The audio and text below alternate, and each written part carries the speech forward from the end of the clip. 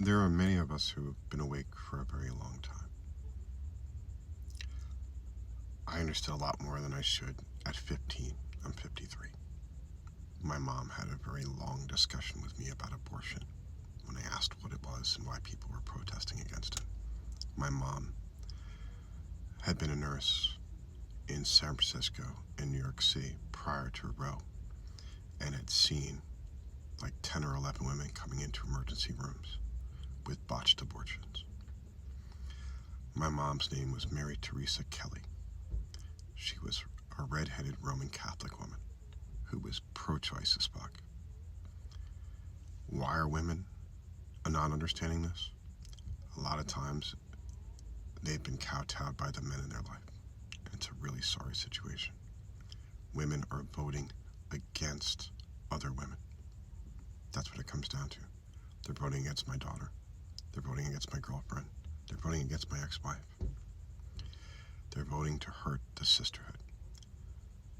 Many of us have been awake for a long time. I most certainly have. We must stand together for women's rights.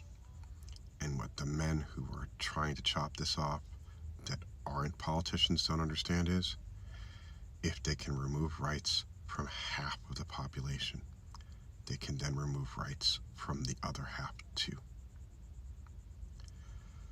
The GOP is the party of ignorance, and I live in a state where it's horribly underfunded education.